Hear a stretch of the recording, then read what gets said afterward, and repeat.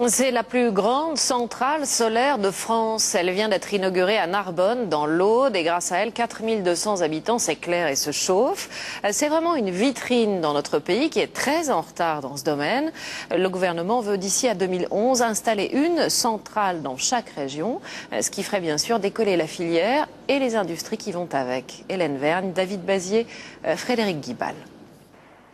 La transformation de l'énergie solaire en électricité, le principe est toujours le même, mais c'est la taille qui change.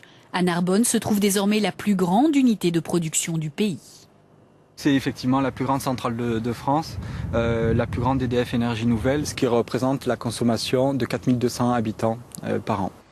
Le solaire est devenu une priorité politique et les inaugurations se multiplient. L'État vise la construction d'une centrale par région d'ici 2011.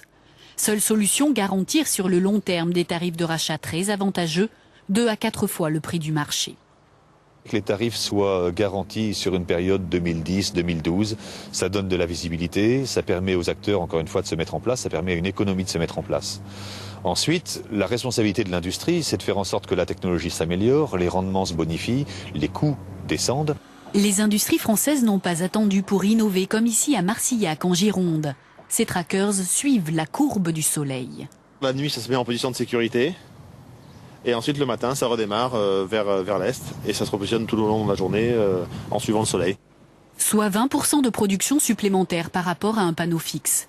Nos voisins européens ont déjà misé sur cette entreprise. En Espagne, en Allemagne et dans plusieurs pays, on développe des centrales solaires de plusieurs mégawatts qui correspondent à plusieurs milliers de foyers. L'objectif, multiplier par 400 la production dans les années à venir. D'ici 2010, cette forêt landaise devrait accueillir la plus grande centrale solaire d'Europe.